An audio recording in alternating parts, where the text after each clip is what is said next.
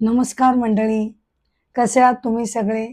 मी संध्या सप्रे यूट्यूबवरील माझ्या आध्यात्मिक चॅनलमध्ये अमृताचे डोही या चॅनलमध्ये मी तुम्हा सगळ्यांचं मनापासून स्वागत करते. आजच्या एपिसोडमध्ये आपण केनोपनिषद भाग 3 हा एपिसोड आपण चालू करणार आहोत. केनोपनिषद भाग 3 चालू करण्यापूर्वी मी तुम्हाला सगळ्यांना विनंती करते की कृपया तुम्ही अमृताचे डोही या माझ्या चॅनेलला शेअर करावं, लाईक करावं, सबस्क्राईब करावं ही नम्र विनंती आहे. केनोपनिषद मंत्र पुढचा. गुरु शिष्याला असं समजावून सांगतायत की हे जे आत्मतत्व आहे, हे जे आत्मतत्व आहे त्याची अशी खूबी किंवा गंमत आहे की ज्याला हे तत्व समजत नाही असं ज्याला वाटतं त्याला ते समजलेलं असतं, आणि ज्याला असं वाटतं की मला हे आत्मतत्व समजलेलं आहे त्याला ते समजत नाही. आत्मज्ञानीला म्हणजे ज्याला आत्मसाक्षात्कार झालेला आहे त्याला हे आत्मतत्व समजत नाही, तर ज्याला आत्मतत्वाचा साक्षात्कार झालेला नाही अशा अज्ञानी व्यक्तीला मात्र असं वाटतं की आपल्याला हे आत्मतत्व समजलेलं आहे.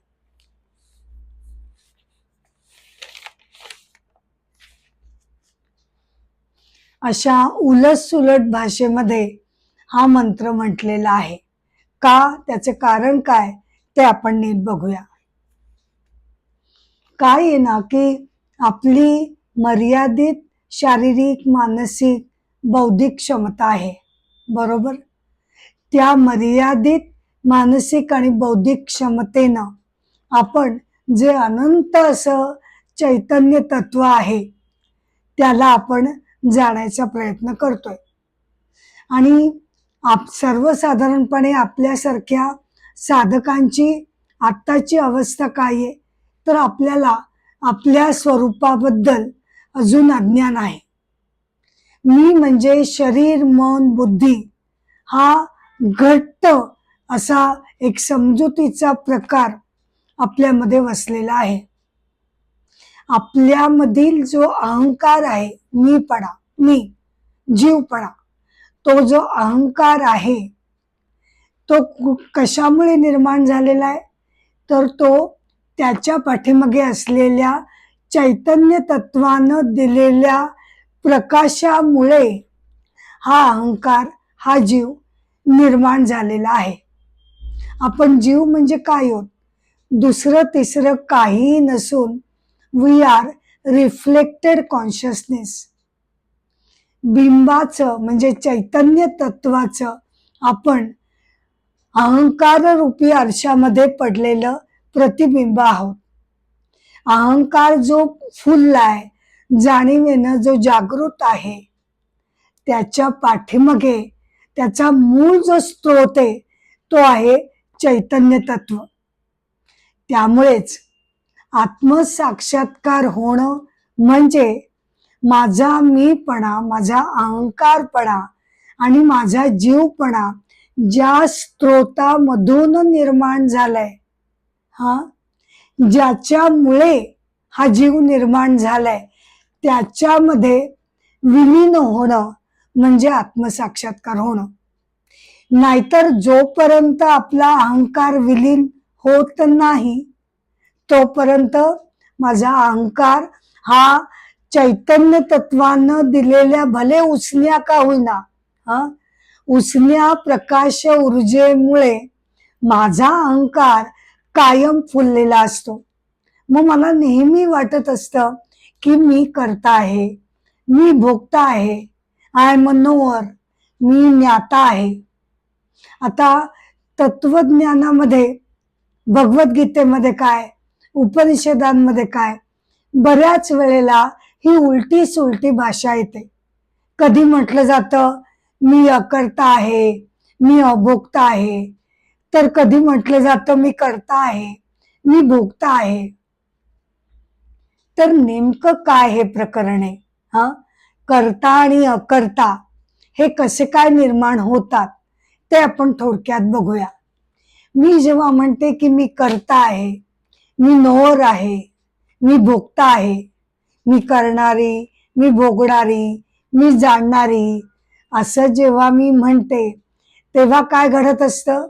तेव्हा माझ्यातील असलेलं शुद्ध चैतन्य तत्व जे सगळ्यांमध्येच आहे, ते चैतन्य तत्व माझ्या शरीर मन बुद्धीच्या माध्यमातून त्याच्या सहकार्यानं, त्याच्या मदतीनं शुद्ध चैतन्य तत्व कार्य करत असतं. जसं की मी बोलते, मी समजून घेते, मी एखादं काम करते, मी हसते, मी जेवते, मी अनंत वेगवेगळ्या क्रिया करते, कर्म माझ्या हातून घडतात. ती कशामुळे घडतात? तर प्युअर कॉन्शियसनेस जेव्हा मन बुद्धी शरीराच्या माध्यमातून आपण हे जेव्हा सगळं करतो तेव्हा मी नोअर असते, मी कर्ता असते, मी भोगता असते. आणि त्याच वेळेला बर का, कर्ता आणि भोगता असताना सुद्धा म्हणजे आता मी ज्ञान घेते तर तेव्हा मी नोअर आहे, मी कर्ता आहे, मी घेते ज्ञान. मी काय म्हणते? मी घेते, मी नोअर आहे.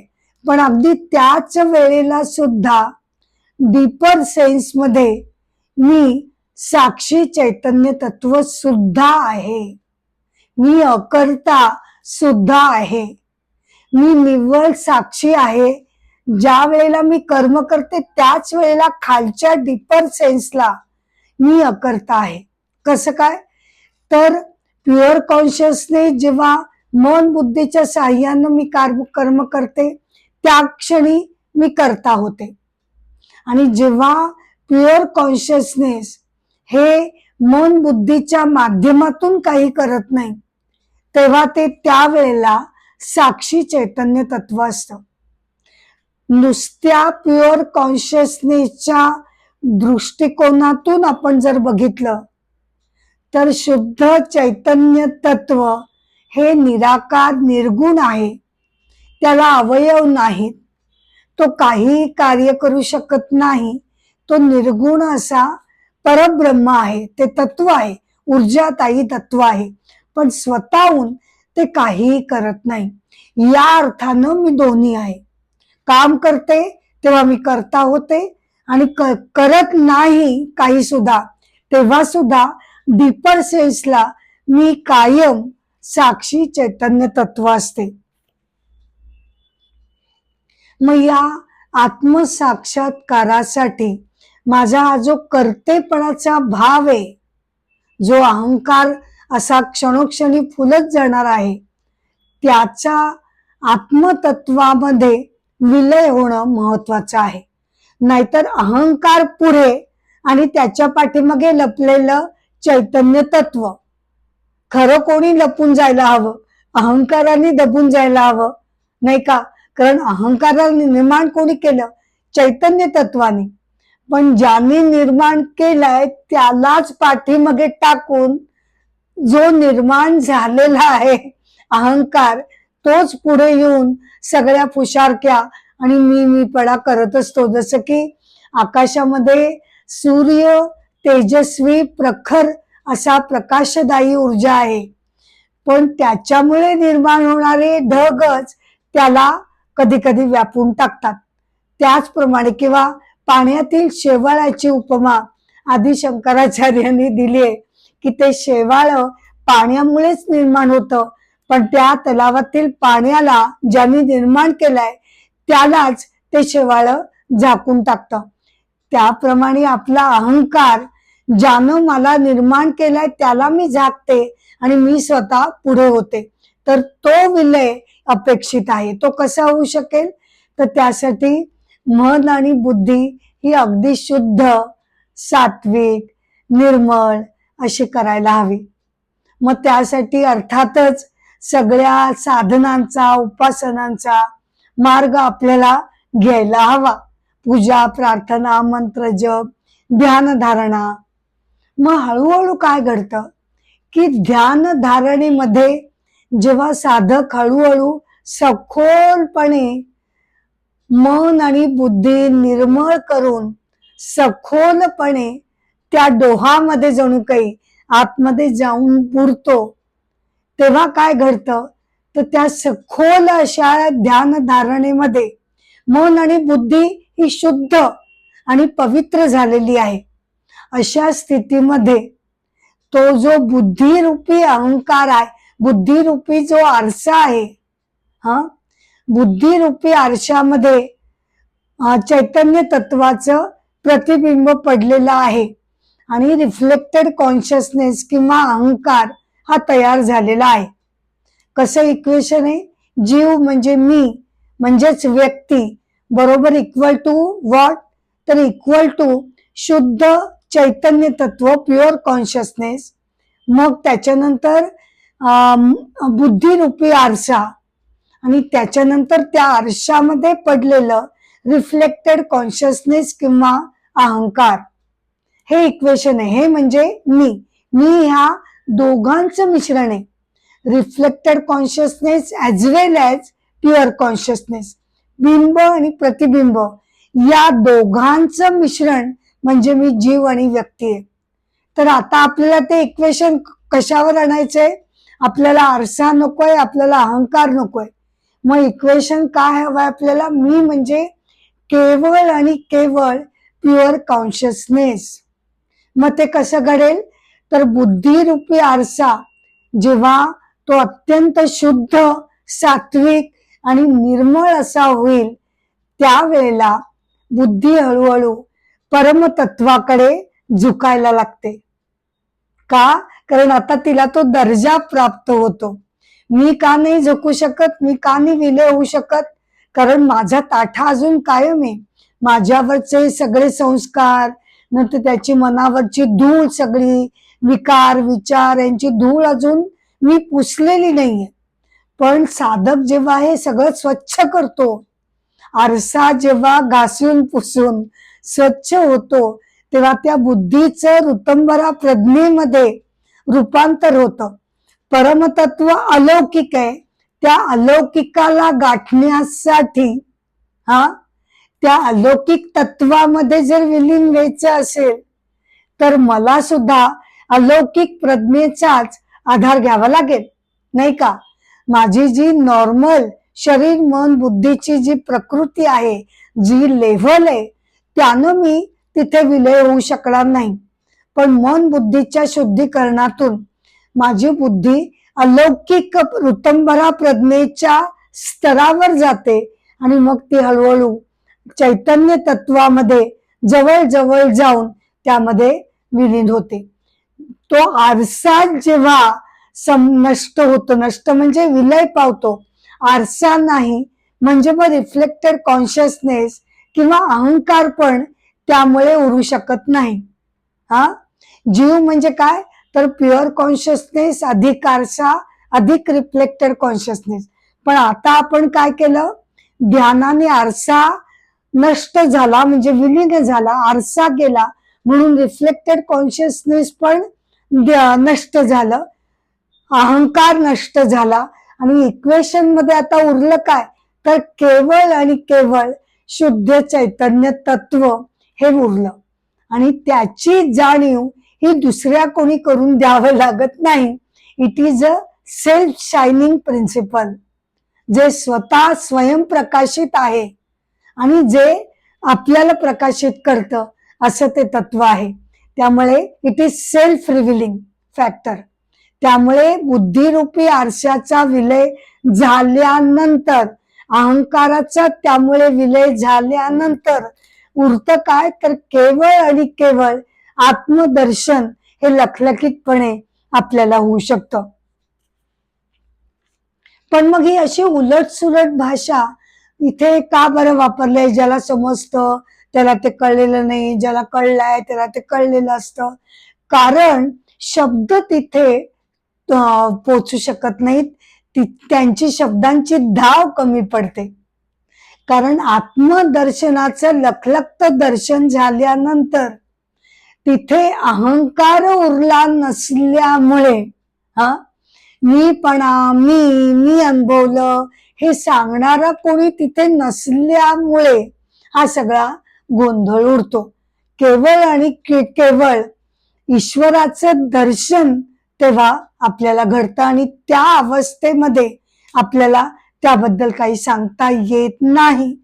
साक्षात्कार घडून गेल्यानंतर साधक जेव्हा नॉर्मल अवस्थेमध्ये येतो तेव्हा मग तो शब्दांची जुळवाजुळव करून ही अशी आपण जी बघितली, त्याला धड ते बोलता पण येत नाही, धड त्याला कळलं नाही असंही नाही, त्याला कळलंय हे पण त्याला म्हणवत नाही, अशा प्रकारे तो मंत्र तयार होतो. तर आता या बाबतीत ना 3 गोष्टी घडतात. म्हणजे जे पूर्णपणे अज्ञानीच आहेत, म्हणजे ज्यांनी अजून अध्यात्माबद्दल काही ऐकलं नाही, वाचलं नाही, त्यांचं काय घडतं की जो रिअल मी आहे, रिअल मी कोण आहे? चैतन्य तत्व, त्याची जाणीवच त्याला नाही. बरोबर? त्यामुळे तो त्याच्या जीवनामध्ये त्याचा जो जीवरूपी अहंकार आहे, मी करणारा, तोच काय तो रिअल मी हे तो समजून त्याचं आयुष्य चालू आहे. मग त्याच्यानंतर आपल्यासारखे साधक हळूहळू तपस्येने, जसं जमेल तशा उपासनेनं, वाचनानं, ऐकून आपल्याला हळूहळू खात्री पटायला लागते की अहमपणा हा व्यक्तिगत जीव आहे आणि खरा त्याचा ऊर्जेचा स्रोत म्हणजे रिअल मी हा चैतन्य तत्व आहे, हे आपल्याला आता पटायला लागतं. त्यामुळे जो इगो आहे, मीपणा तो हळूहळू साधकांमध्ये कमी व्हायला लागतो. आणि मग सखोल चिंतनानं, ध्यानधारणेनं जेव्हा त्याला साक्षात परमेश्वर दर्शन घडतं, असा जो आत्मज्ञानी, त्याला आता रिअल आहे तर त्याला कळलेला आहेच, आधी पण तो त्याला ऐकून वाचून माहिती होताच, पण आता तर त्याला प्रत्यक्ष ईश्वराची अनुभूती आलेली आहे, रिअल आहे.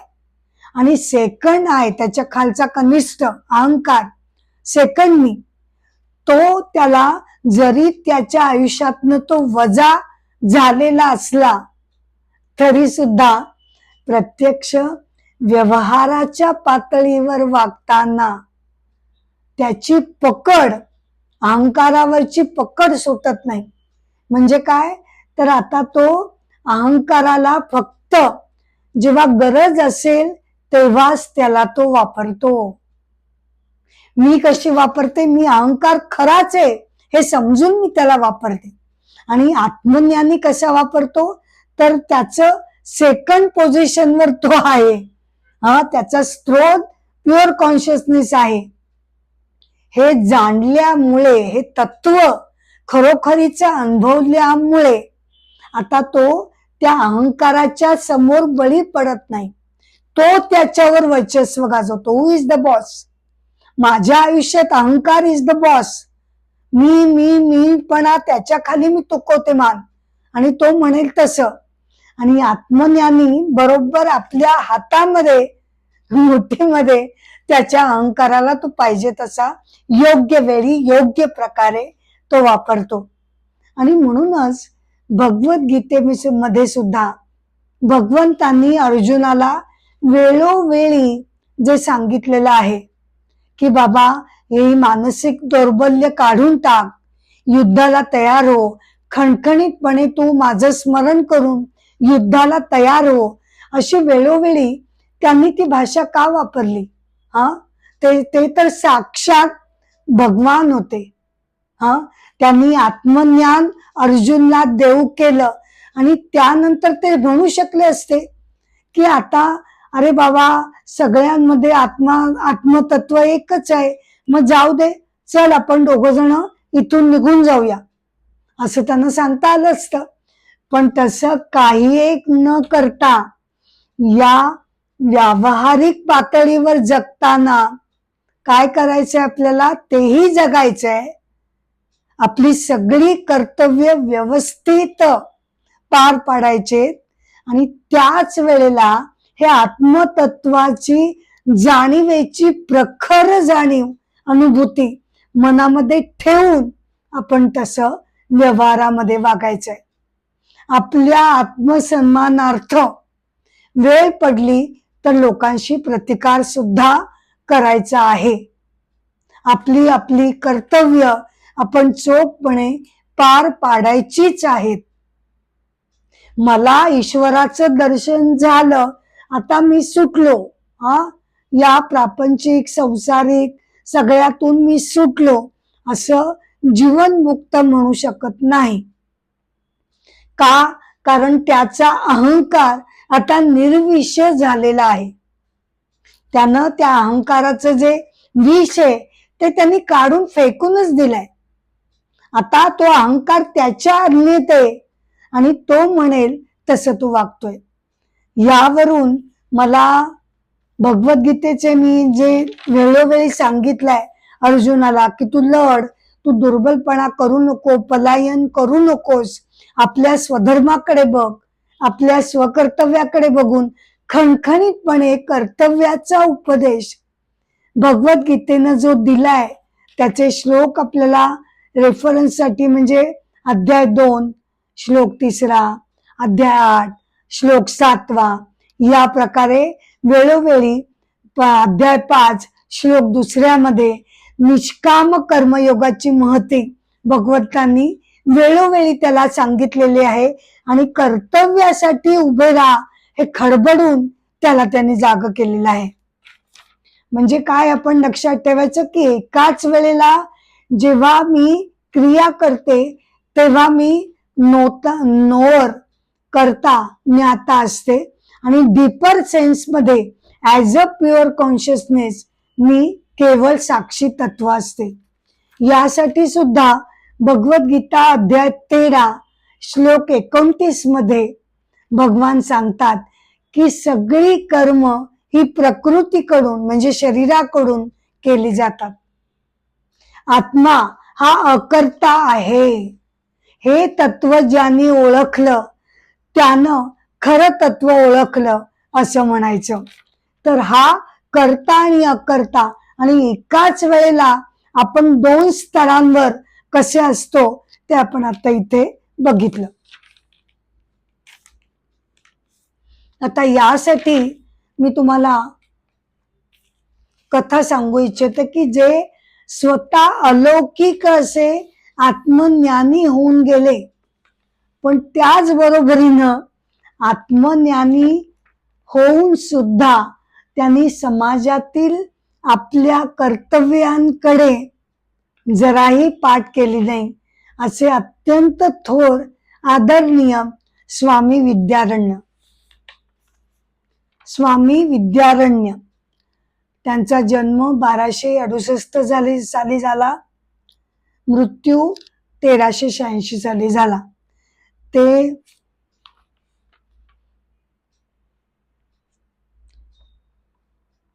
त्यांचं जन्मगाव पंप क्षेत्र किंवा आत्ताचं हंपी. वडिलांचं नाव मायनाचार्य, आई श्रीमती देवी. त्यांचे गुरु पहिल्यांदी काही काळ शंकरानंद होते. मग त्यानंतर ते गुरु विद्यातीर्थ यांच्याकडे त्यांनी वेदांत, तत्वज्ञान, गणित वगैरे सगळ्याचा सखोल त्यांनी अभ्यास केला. सगळ्यांचं शिक्षण पूर्ण झाल्यानंतर त्यांच्या गुरुंनी जेव्हा सगळ्यांना विचारलं की आता शिक्षण पूर्ण झाल्यानंतर तुमच्या मनात काय करायचा बेत आहे, तेव्हा विद्यारण्य स्वामींनी अगदी गंभीरपणे वेगळंच उत्तर दिलं. ते म्हणाले की माझ्या शिक्षणाचा पहिला उपयोग हा मला माझ्या देशासाठी आणि धर्मासाठी करायची माझी इच्छा आहे. त्याचं कारण असं झालं होतं की काही महिन्यांपूर्वी श्रीरंगम येथील मंदिरं परकीयांच्या आक्रमणामुळे उद्ध्वस्त झाली होती आणि त्यानं विद्यारण्य स्वामी व्यथित झालेले होते. त्यांनी निश्चय केला की आपण आपलं स्वतःच साम्राज्य उभारण्याची गरज आहे. मग त्यासाठी त्यांनी 12 वर्ष ही कडकडीत अशी तपस्या केली बर का. मनामध्ये जाऊन ते फक्त केवळ कंदमुळं आणि पुढे पुढे फक्त पाण्यावर राहून त्यांनी तपस्या केली. भुवनेश्वरी देवी मातेची त्यांनी उपासना केली. त्यांच्या तपस्येनं देवी प्रसन्न झाली आणि तिनं विचारलं, बोल बाळा, काय हवंय तुला? तिनं असं विचारल्यानंतर विद्यारण्य स्वामी गप्प राहिले, कारण त्यांना स्वतःसाठी म्हणून काहीही नको होतं. परत देवीने विचारल्यानंतर ते म्हणाले की मला स्वतःच साम्राज्य उभारण्याची इच्छा आहे. ठीक आहे, तथास्तु. मी तुला वर देते की तुझी इच्छा पूर्ण होईल. आणि मग त्यानंतर काही महिन्यांनी खरोखर त्यांच्याकडे 2 तरुण राजयुवक त्यांच्याकडे आले. त्यांचं जे राज्य होतं ते पार उद्ध्वस्त झालेलं होतं, परंतु या 2 युवकांनी जिद्द सोडलेली नव्हती. त्यांची अशी इच्छा होती की पुन्हा एकदा आपलं राज्य प्रस्थापित करायचं. त्यांनी विद्यारण्य स्वामींची कीर्ती ऐकलेली होती आणि त्यांच्या मार्गदर्शनासाठी ते 2 जण त्यांच्याकडे गेले, हरिहर राय आणि बुक्कर राय. विद्यारण्य स्वामींना खात्री पटली की आपलं स्वप्न आता पूर्ण होणार. आणि मग त्या दोघांच्या मदतीनं तरुण लोकांना जमवून त्यांनी आपली फौज निर्माण केली आणि बघता बघता 1336 मध्ये विजयनगर साम्राज्याची स्थापना त्यांच्या मार्गदर्शनाखाली झाली. ते आत्मज्ञानी होते. त्यांच्यात कठोर तपस्येनं त्यांना ईश्वर दर्शन सुद्धा झालेलं होतं.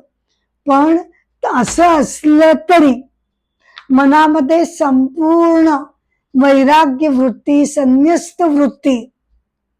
पण असं सगळं असून सुद्धा त्यांनी जवळजवळ 30 वर्ष विजयनगरचं जे साम्राज्य उभारलेलं होतं त्याचे प्रमुख मंत्री म्हणून त्यांनी अगदी कार्यक्षमपणे ती सगळी जबाबदारी त्यांनी सांभाळली.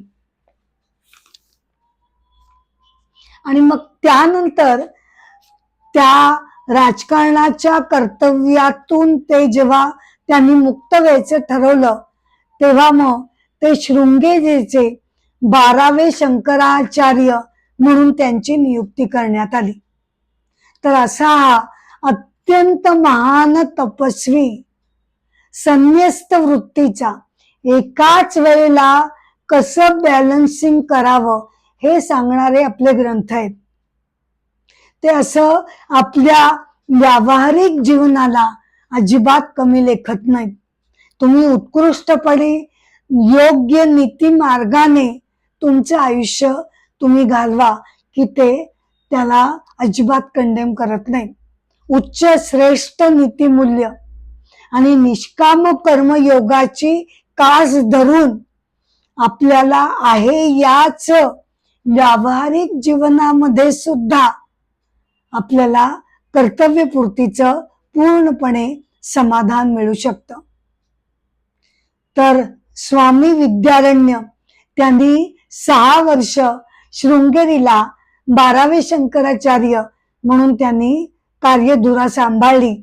अनेक उत्तम वेदांत ग्रंथांची रचना त्यांच्या हातून घडलेली आहे. पंचदशी हा त्यांचा अगदी गाजलेला ग्रंथ आहे. शिवाय आद्य शंकराचार्यांचं चरित्र त्यांनी लिहिलेलं आहे.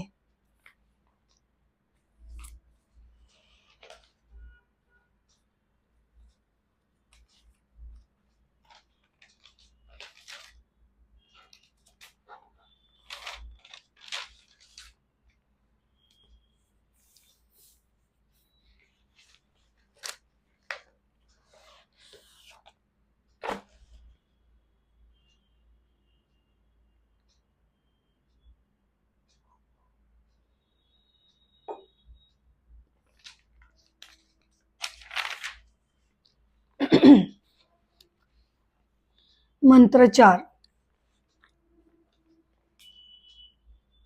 साधक मनाच्या प्रवृत्तींना आमूलाग्र बदलवून निश्चितपणे आत्मसाक्षात्कार अनुभवू शकतो.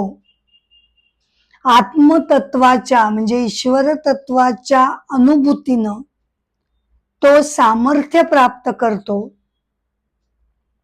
आणि आत्मतत्वाच्या ज्ञानानं तो अमर्त्यत्व, अमरत्व, अमृतत्व किंवा इमॉर्टॅलिटी तो प्राप्त करतो.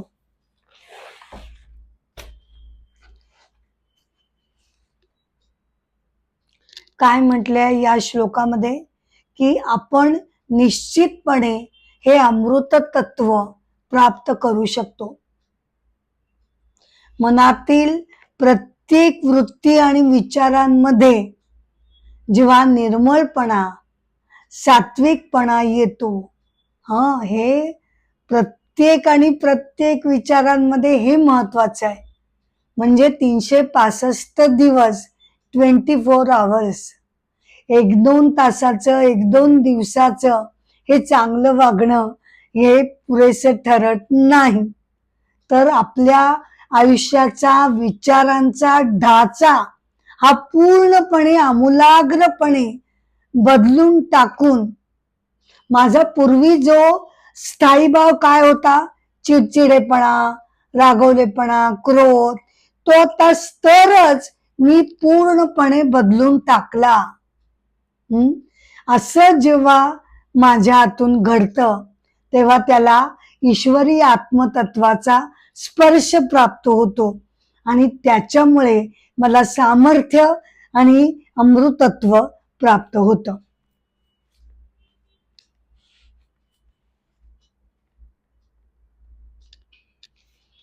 हे अमृतत्व प्राप्त होणं किंवा आत्मसाक्षात्कार होणं म्हणजे नेमकं काय घडतं तरी काय? तर ते थोडस जे टेक्निक आहे ते आपण इथे समजावून घेऊया. वृत्ती व्याप्ती आणि फलव्याप्ती हे 2 फॅक्टर्स आत्मसाक्षात्कारासाठी आवश्यक असतात. म्हणजे काय? तर मन म्हणजे काय? हजारो विचारांनाच काय म्हटलं जातं? वृत्ती. विचारांनाच आपण काय म्हणतो? वृत्ती. म्हणजे मला टेबल दिसलं, माझ्या मनामध्ये काय वृत्ती आली? विचाराला टेबल आहे. टेबल वृत्ती माझ्या मनामध्ये निर्माण झाली. आता ती टेबल वृत्ती नुसती निर्माण होऊन विचारांचा नुसता तरंग येऊन उपयोगाचं नाही. जर सायमल्टेनियसली त्याच वेळेला त्या वृत्तीवर माझ्या मनामध्ये असलेलं जे प्रतिबिंब आहे, चैतन्य तत्वाचं जे प्रतिबिंब आहे, रिफ्लेक्टेड कॉन्शियसनेस, त्यातनं रिफ्लेक्टेड चिदाभासाने त्याच्यावर, त्या वृत्तीवर जेव्हा प्रकाश टाकला जातो तेव्हा ती वृत्ती उजळून निघते आणि त्या टेबल आहे याचं ज्ञान मला या गोष्टीने घडतं. म्हणजे ज्ञान होण्यासाठी काय आवश्यक आहे? एकतर पहिलं म्हणजे वृत्ती किंवा विचार तरंग निर्माण होणं आणि त्याच्यावर रिफ्लेक्टेड कॉन्शियसनेसचा प्रकाश त्याच्यावर पडणं. आता आत्मसाक्षात्कार जर व्हायचा असेल तर मग काय घडायला लागेल? तर पहिलं म्हणजे वृत्ती व्याप्ती. म्हणजे काय? तर विचाराचा तरंग निर्माण होणं. ब्रह्माकार वृत्ती असं त्याला म्हटलं जातं. साधकाला जेव्हा खोल तपस्येतून अनिवार्य अशी वृत्ती तयार होते, आत्मदर्शनाची इच्छा त्याच्या मनामध्ये निर्माण होते, ती जी वृत्ती आहे त्याला म्हटलं जातं ब्रह्माकार वृत्ती. तर ती वृत्ती, तो तरंग प्रथम निर्माण झाला, त्याला म्हटलं जातं वृत्ती व्याप्ती. पण आता त्या तरंगाला वृत्ती काय आहे? मला ईश्वराचं दर्शन हवंय. तर त्या ब्रह्माकार वृत्तीला रिफ्लेक्टेड कॉन्शियसनेस प्रकाश देऊ शकत नाही. रिफ्लेक्टेड कॉन्शियसनेसचा प्रकाश बाकी भौतिक जगतातील प्रत्येक भावभावनांवर, विचारांवर तो त्याला ऊर्जा आणि प्रकाश देऊ शकतो. पण साक्षात जेव्हा साक्षात प्युअर कॉन्शियसनेसच जेव्हा मला हवाय त्याचं दर्शन हवंय, तेव्हा रिफ्लेक्टेड कॉन्शियसनेस हा प्युअर कॉन्शियसनेसला प्रकाशित करू शकत नाही. त्यामुळे ब्रह्माकार वृत्ती निर्माण होणं हे आवश्यक आहे, पण तो प्रकाशित रिफ्लेक्टेड कॉन्शियसनेसनं केला जात नाही. तर मनरूपी बुद्धिरूपी आरसा त्याचा विलय झालेला आहे आणि ब्रह्माकार वृत्ती निर्माण होऊन नंतर त्या वृत्तीलाही मागे टाकून सेल्फ रिव्हिलिंग आत्मतत्व हे स्वयंप्रकाशित असल्यामुळे त्याला परत इथे त्याचं अस्तित्व सिद्ध करण्यासाठी आणखीन दुसऱ्या कोणत्या लाईटची त्याला गरज नाही. तो सेल्फ रिव्हिलिंग आहे. ते ईश्वरी आत्मतत्व स्वतःच स्वतःला प्रकाशून टाकतं. आणि दुसऱ्या पद्धतीनं असं सांगितलं जातं की या ब्रह्माकार वृत्तीची सुद्धा गरज नाही बर का. असं पण एक पद्धत आहे ज्या पद्धतीमध्ये असं सांगितलं जातं की ब्रह्माकार वृत्ती सुद्धा निर्माण व्हायची गरजच नाही, मनाचीच गरज नाहीये, तर त्यातल्या विचार वृत्तींची गरज कशाला आहे. मनामध्ये कोणताही विचार नसणं म्हणजेच ब्रह्माकार वृत्ती तयार होणं. वृत्ती नाही हा शून्य वृत्ती म्हणजेच ती आकार देते ईश्वर तत्वाला, असा एक योगाच्या दृष्टीनं विचार मांडला जातो. तर अशा प्रकारे मी मागे पण जे आत्ता इक्वेशन सांगितलं, आपलं आत्ताचं इक्वेशन आहे प्युअर कॉन्शियसनेस प्लस आरसा बुद्धिरूपी प्लस रिफ्लेक्टेड कॉन्शियसनेस. आता आत्मसाक्षराच्या वेळेला सगळं पुसलं जातं, बुद्धिरूपी आरसा मर्ज होतो, आरसा नाही म्हणून रिफ्लेक्टेड नाही आणि केवळ प्युअर कॉन्शियसनेस हे उरतं.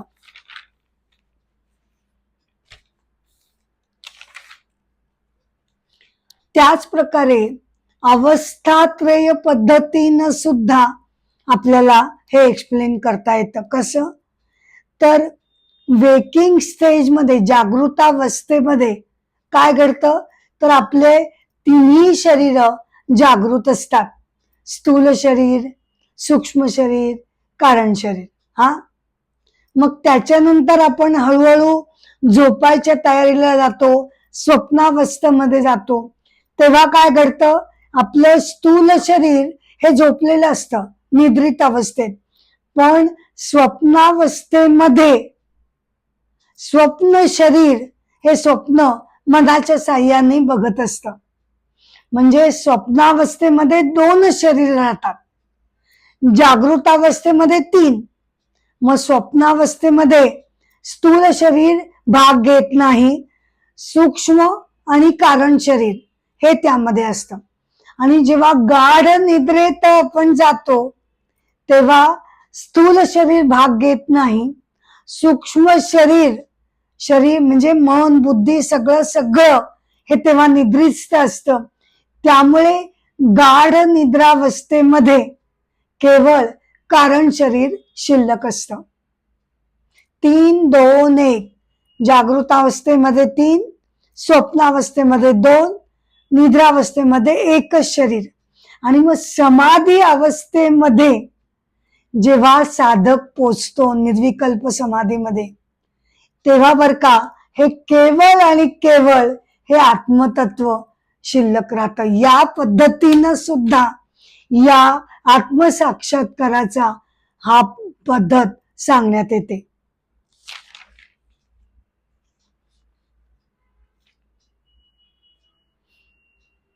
आता या संदर्भात आदि शंकराचार्यांचं प्रसिद्ध असं निर्वाण षटकम स्तोत्राचा थोडक्यात आपण इथे ते स्तोत्र बघूया आणि आपण या एपिसोडला सांगता करूया. आद्य शंकराचार्यांना त्यांच्या गुरूंनी जेव्हा प्रश्न विचारला, तू कोण आहेस, तेव्हा आद्य शंकराचार्य केवळ 8 वर्षांचे होते. तेव्हा त्याला उत्तर देताना आदि शंकराचार्यांनी हे निर्वाण षटकम स्तोत्र रचलेलं आहे. निर्वाण म्हणजे काय तर पूर्ण स्वातंत्र्य, निरपेक्ष शांती. म्हणजे आपलं शांती आणि समाधान हे बाहेरच्या गोष्टींवर अवलंबून असतं. बऱ्याच वेळेला काही झालं, मिळालं, मनासारखं घडलं तर आय एम हॅपी, तर मग मी पीसफुल आहे. पण ती शांती ही नव्हे. निर्वाण म्हणजे निरपेक्ष शांती, अंतर्गत परमानंद. प्युअर कॉन्शियसनेसला काय म्हटलं जातं, इट्स अ ब्लिस.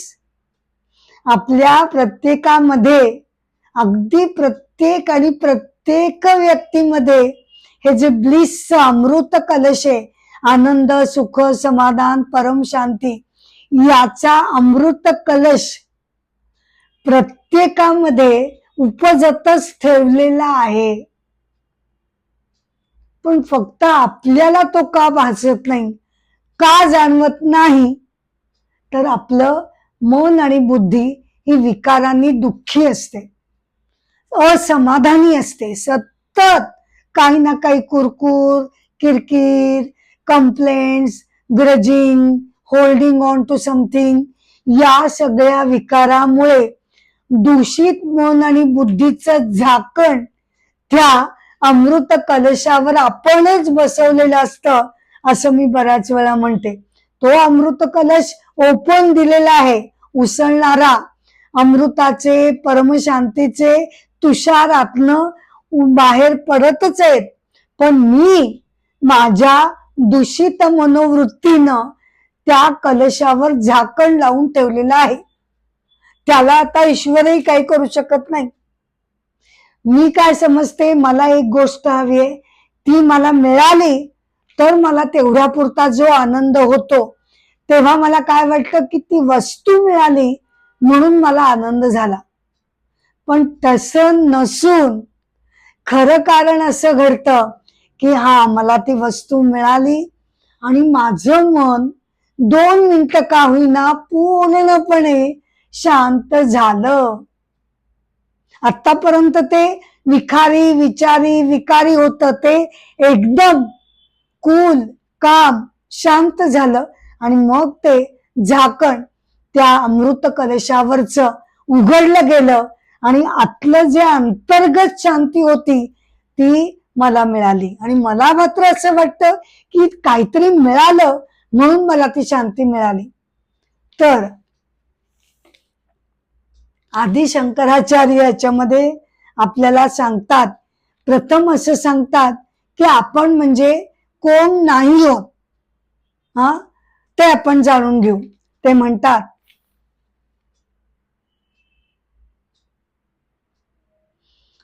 मी म्हणजे चिदानंद रूप आत्मा आहे, हे माझं खरं स्वरूप आहे.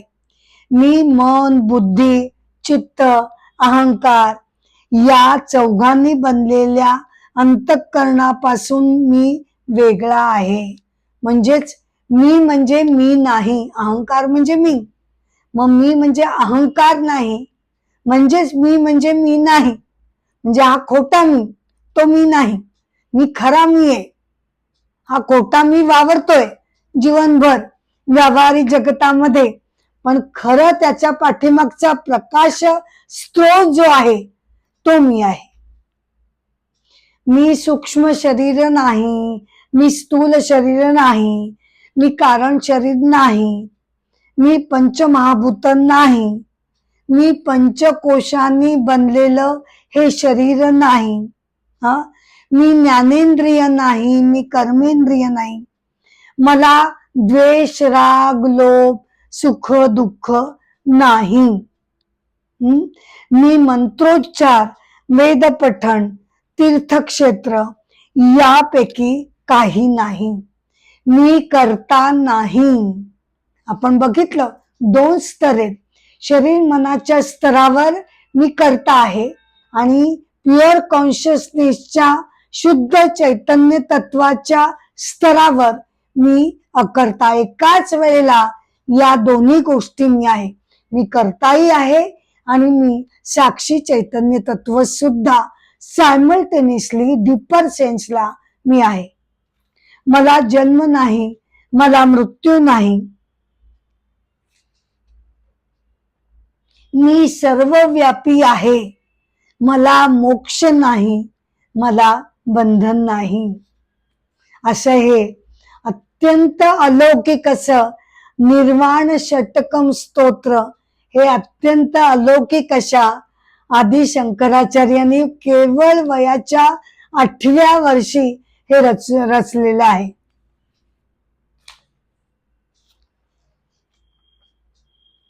इथे आता केनोपनिषदाचा मी सांगता इथे मी करत आहे. केनोपनिषदाचा हा 3रा एपिसोड मी इथे समाप्त करते आणि केनोपनिषद इथे त्याची सुद्धा मी सांगता करत आहे. नेहमीप्रमाणेच मी तुम्हाला विनंती करीन की तुम्ही माझ्या अमृताचे डोही या चॅनलला कृपया लाईक करा, शेअर करा, सबस्क्राईब करा. ही माझी तुम्हाला नम्र विनंती आहे. पुढे सुद्धा अर्थातच मी अनेक वेगवेगळे उपनिषद, नंतर भागवत पुराण वगैरे घेऊन मी इथे तुमच्या भेटीला मी येणारच आहे. नमस्कार.